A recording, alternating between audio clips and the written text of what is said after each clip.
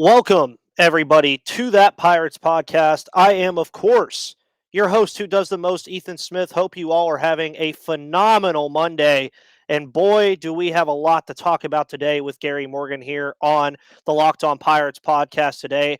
Yesterday, it was confirmed that Oneil Cruz would be heading to Pittsburgh tonight to face off against the Chicago Cubs. The Pirates, of course, finish off their series with the San Francisco Giants amidst this news from a phenomenal game from Jack Suwinski. So we're going to talk about Oneil Cruz getting called up along with Bligh Madris, which was kind of the surprise move from all of this. We're going to analyze that move. We're going to talk about something that should have happened a while ago, which is Oneil Cruz getting called up, the impact that Jack Suwinski has had on this team and the impact he had yesterday, as well as our usual predictions for the week.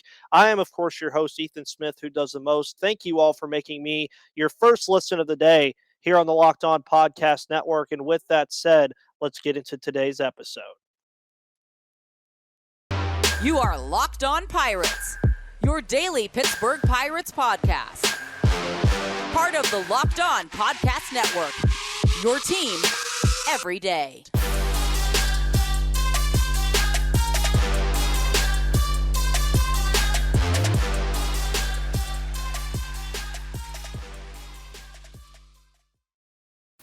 And, of course, welcome back to that Pirates podcast, everybody. I am, of course, your host, Ethan Smith. To my right is Gary Morgan, and usually we would, have some comedic things to say, but I think it's Cardi B now who sings that song where it's about damn time in a minute, whatever she starts saying. Sorry if I get copyright stricken there, but Oneil Cruz yesterday, Alex Stumpf, everybody, Alex, DK, John Heyman, everybody you could think of has now said that Oneil Cruz is called up to the majors. And obviously, this is something that me and Gary talked about last week. Personally, to me, I would have liked to see this sooner. I think Pirates fans all would have liked to see this sooner. But it's finally happened. But again, as I mentioned in the introduction, Bligh Madris, a Gary favorite, is also coming up here too. Of course, this podcast is coming into to you very early in the morning, so we do not have the corresponding moves that go to this.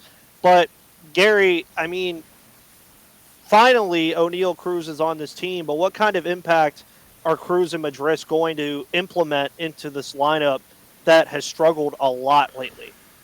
I mean, right now, the big call up is Oneil Cruz, of course. I mean, like, everybody wants the number 3 prospect in the system up here, the kid that's capable of flicking balls over the wall. I mean, there's nobody that's going to outshine him.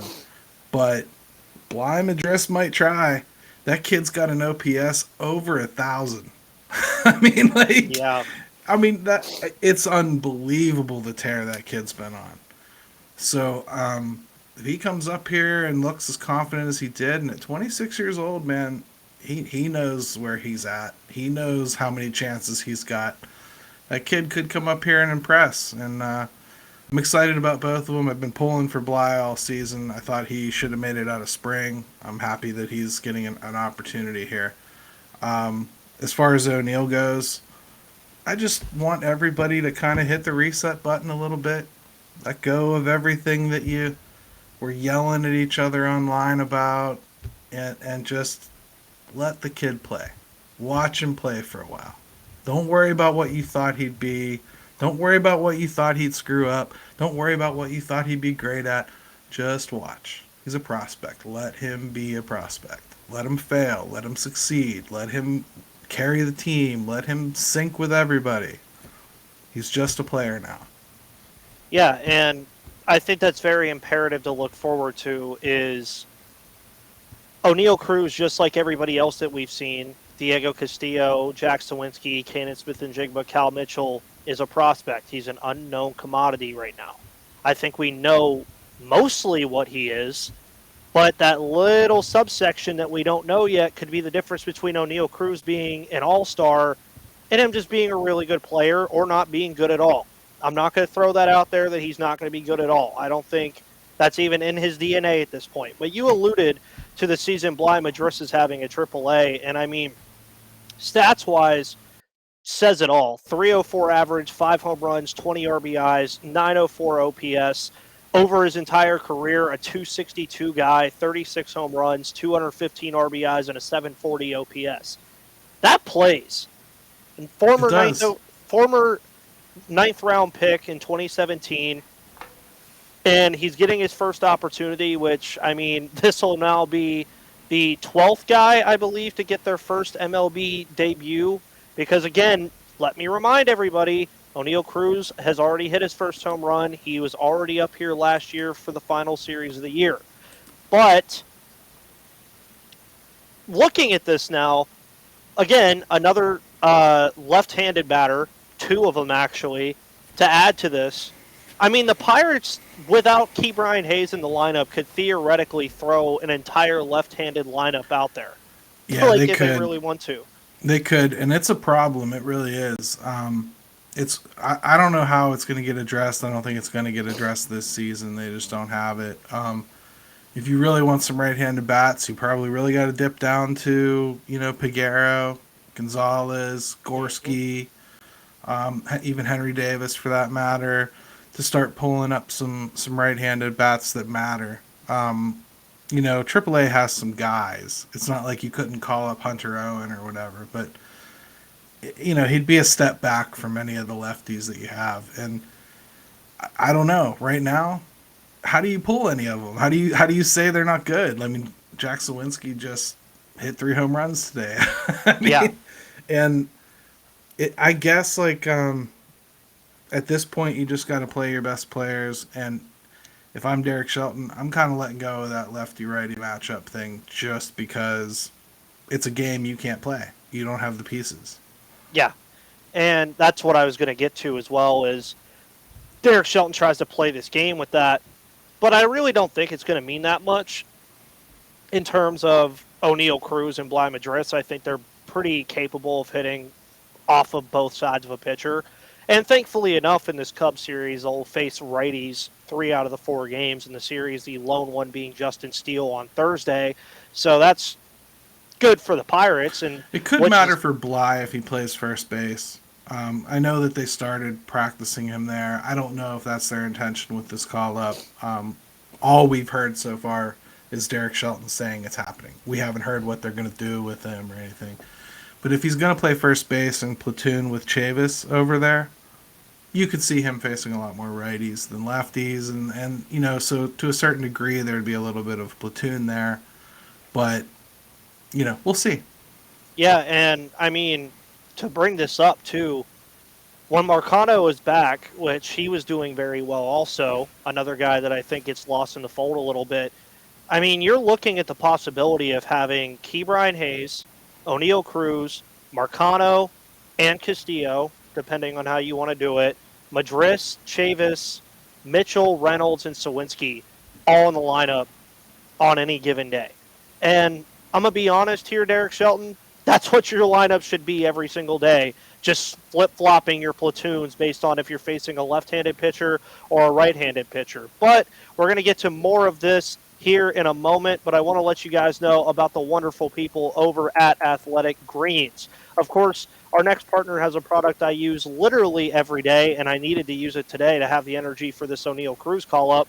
I started taking Athletic Greens 1 because I didn't have time. I wanted better gut health, more energy, an optimized immune system. I hate taking pills and vitamins, and I wanted a supplement that actually tastes great and wanted to see what all the hype was about. So, what is this stuff? Well, with one delicious scoop of AG1, you're absorbing 75 high-quality vitamins, minerals, whole food source superfoods, probiotics, and adaptogens to help you start your day right. This special blend of ingredients supports your gut health, your nervous system, your immune system, your energy, recovery, focus, and aging, all the things you need for a perfect day. It's also lifestyle friendly. It contains less than 1 gram of sugar, no GMOs, no nasty chemicals, or artificial anything, while still tasting good, and it supports better sleep quality and recovery. It supports mental clarity and alertness, and it's the one thing with the best things. So right now, it's time to reclaim your health and arm your immune system with convenient daily nutrition. It's just 1 scoop in a cup of water every day. That's it. No need for a million different pills and supplements to look out for your health. So to make it easy, Athletic Greens is going to give you a free 1-year supply of immune-supporting vitamin D and 5 free travel packs with your first purchase. All you have to do is visit athleticgreens.com/MLB network to take ownership of your health today. So again, I'm going to go ahead and warn everybody too. Oneil Cruz was kind of the big one here. We were all saying Oneil needs to be up here. Cruz needs to be up here. You add Madris into the fold now. There's going to be more. Let me go ahead and warn people. There's probably still going to be more prospects on the way to Pittsburgh. Maybe not for a while now, I would say. It's a little bit harder to start picking names out of the fold now, but come September, I still think there's a good chance that you're still seeing some of these young guys get called up because they're really pushing into the youth movement this year now with the moves they've made over the last couple of weeks. Yeah, I mean, I think you'll see Swaggerty again, for sure. He's probably the next big name anyway. I still am a little dumbfounded by the way that he got treated in his first call-up. It was a little strange. Not good. Now, we don't know the whole story.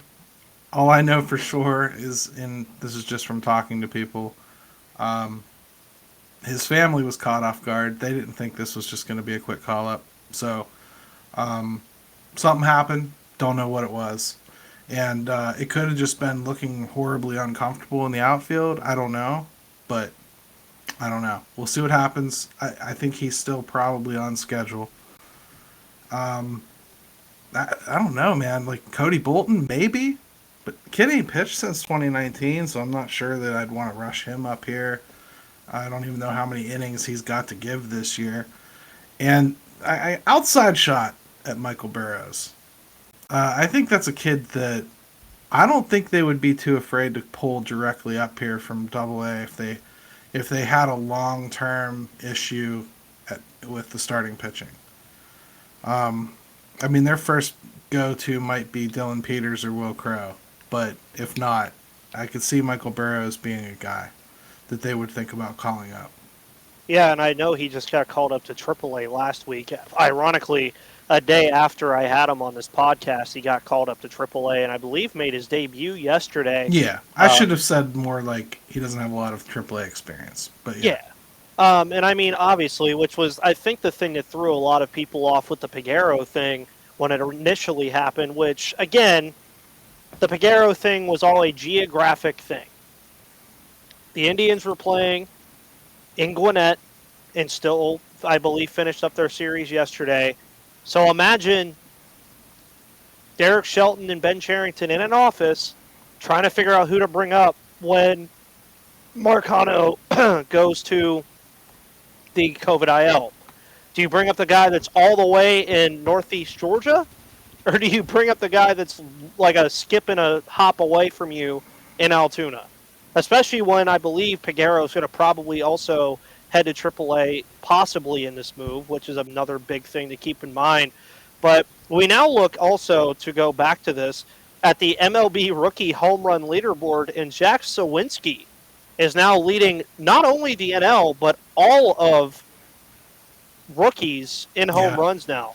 Which, that list in the top 5 is Jack Suwinski, Jeremy Pena, Jake Berger, Julio Rodriguez, and Bobby Witt Jr. So he's in some nice company there. And this is off the heels of what he did yesterday with the 3 home runs. Realistically, though, he was in a slump. So what does that prove to us as Pirates fans about these young guys that go into slumps and then come out of them? Is that going to be what separates a lot of these guys, you think? Yeah, I think so, and I think it's a lesson in patience, really. I mean, part of the maturation process of all these kids is seeing what they do when the league pushes back. You know, and Jack came up here. He was on fire in Double-A when he got that emergency call-up. Came up here, hit okay, looked okay. I mean, like, nothing special. For some reason, they saw something in him, and they just let him keep trying. And eventually, he figured it out, and it started to click. Well, then he got a slump again because the league pushed back, as it always does, and he went into a deep slump. Just pulled himself out of it today. And, hey, 3 home runs is great. I know some people would say blind squirrel nut, but you're not leading all rookies by accident. No. You know, the kid's got some legit power. And you keep developing that power. And what does it come with, man? I mean, accolades and playing time. So there's nothing to be sad about here at all with Jack. And I will say the strikeout numbers really got high with him there during that slump. And there were a lot of people saying, well, if that's okay for him, why isn't that okay for Mason Martin? And, well, for one thing, Jack didn't do that his whole way up. No. So it was a reflection of what the league was doing to him. Just saying, there's some issues there that I think he still needs to work through, obviously. But, man, he's found a way to be productive.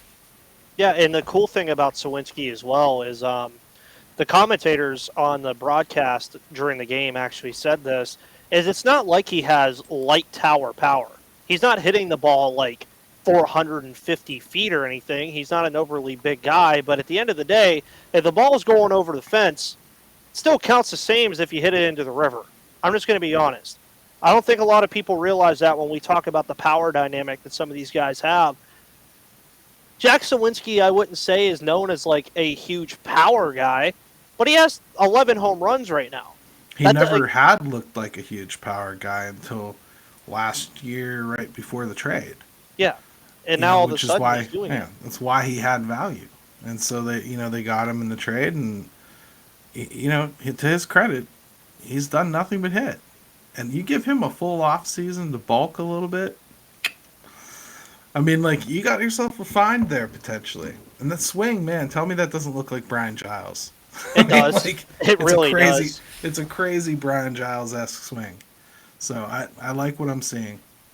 I do as well. And also one thing I didn't know from Dayon, who tweeted this out shortly after the game, is fans threw caps onto the field after his 3rd home run, which is pretty cool. Yeah. Pretty cool that we got a hat trick. We get the hat trick on Father's Day with a hat giveaway, and he gets the hat trick. So I think with his parents in attendance too. Yeah, so. I think you could say that could go into the 2022 best moments of the year. I think they said he's the only rookie to do that, aside from Andrew McCutchen. Yeah, Andrew McCutchen was I put that in a short that I had yesterday, that he was the first Pirates rookie to have 3 home runs in a game since 2009, I believe is when McCutchen did it. It was very, I wouldn't say long ago because it's 13 years ago, but think of all the rookie hitters the Pirates have had between Andrew McCutchen and Jack Suwinski. Yeah, it's over half of my life, Ethan. Yeah, I know. It's not that long ago, but again, for me, I've seen a lot this year, Gary, as a 23-year-old with this team. Okay, I saw them win a game with a no-hitter that I'd never seen in my lifetime. I almost saw them do it again. Not do it again, but they almost scored a run. Had 2 games where they scored a run and got no hit. So it's been an up and down season. But with the rookies now all coming up as well, this is just making this season a lot more fun. This is making this team a lot more fun to cover. And if you guys want to go make some money on the Pittsburgh Pirates, like if you bet on them to win on betonline.ag yesterday, you probably won some money. But of course, BetOnline is your number one source for all your betting needs and sports info. I'm going to go ahead and throw this out there now. Hopefully you had money on the Avalanche to win the Stanley Cup Finals as it looks right now. Because I know Pittsburgh people listen to this podcast, and you saw the Rangers last series, had them 2-0, dead in the water, and I keep telling people, championship DNA, they're going back home. So maybe you want to bet the Lightning, maybe you want to keep your bets on the Avalanche. I'm not betting on it, period, because I don't know that much about hockey. But if you want to bet on this Pirates-Cubs series, it's pretty neck and neck in the money lines, I believe. The over-unders are also pretty low, ironically, even though I think most of these games are going to be kind of high scoring depending on how things go.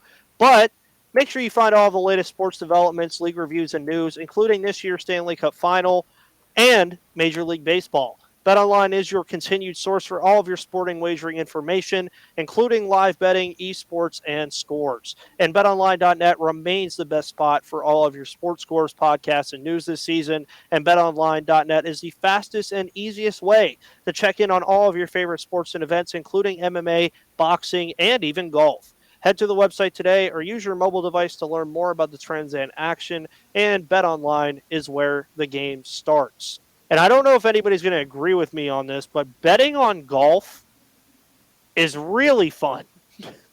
It's really fun. Now, I saw Gary, of course, got to get to go on the golf course a few days ago. So, having a good day, of course. Happy belated Father's Day to you, sir.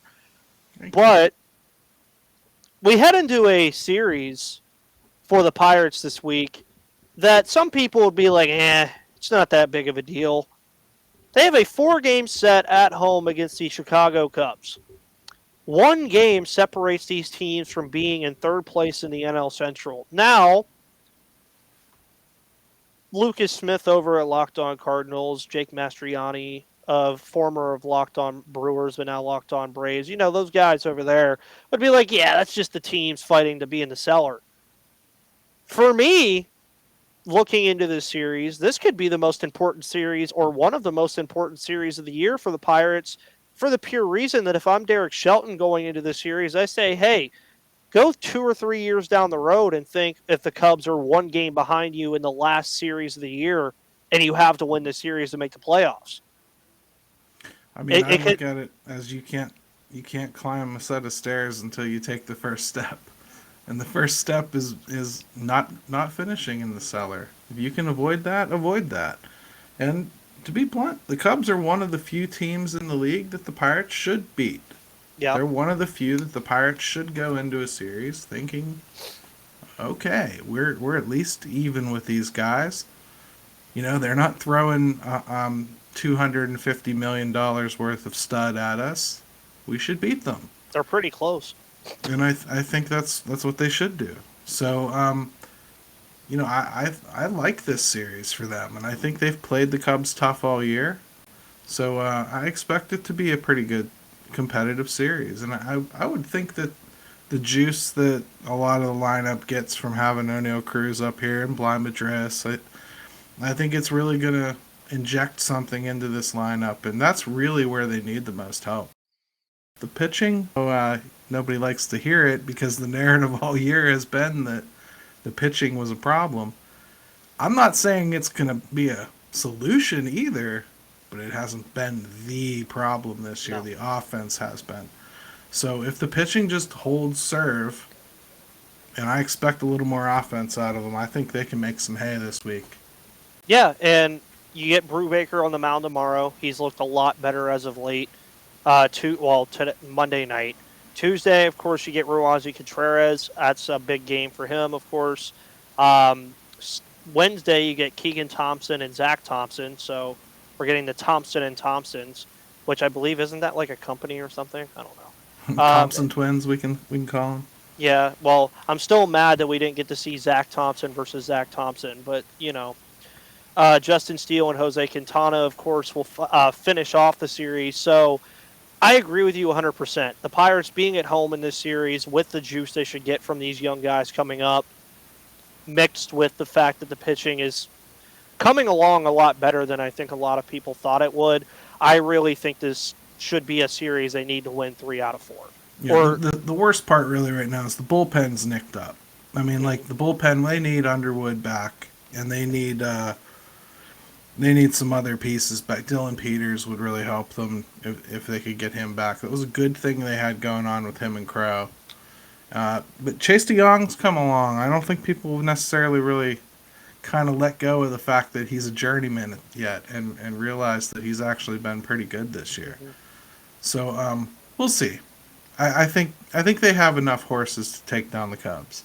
The Rays is a crapshoot, but the Rays are the Rays, man. Like, it should be like looking in a mirror into the future, hopefully. Like hopefully, yeah. Yeah, you got some pieces and a couple young studs, and they just get it done and outwork you. Yeah, and the Rays, of course, 36-30. Tropicana Field, you never know. Maybe Oneil Cruz hits a home run so high that Tropicana can't hold it.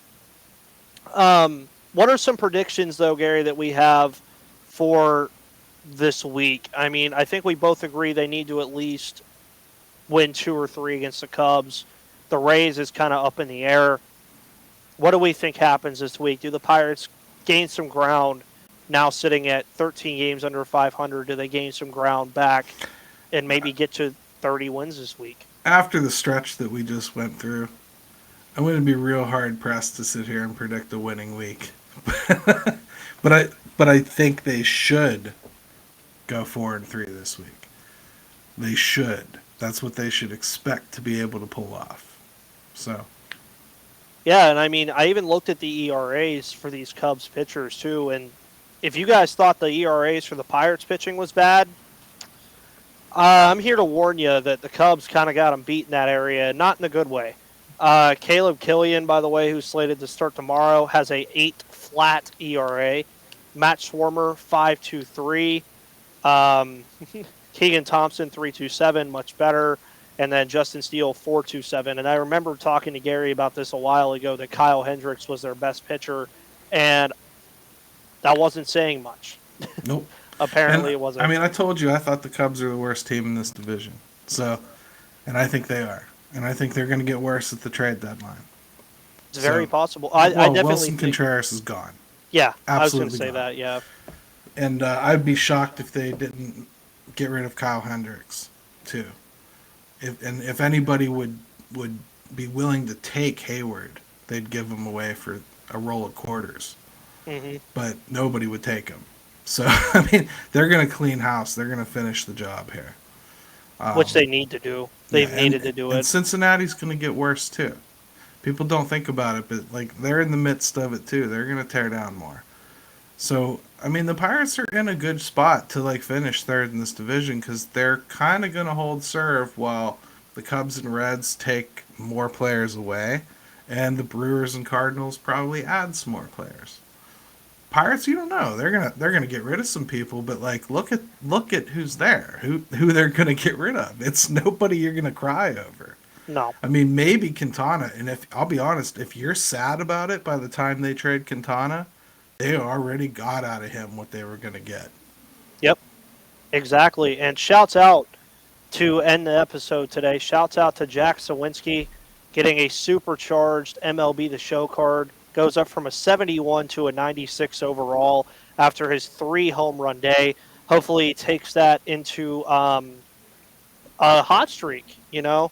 Hopefully that happens. But, of course, Gary, it's always a pleasure to have you on. At least we don't have to speculate about Oneil Cruz being up anymore. Yeah. But I will also believe it when I see it at 7:05 Eastern when he's standing on the field. Because the funniest thing in the planet, and if this happens, clip this, if this happens, is calling him up and not starting him tonight.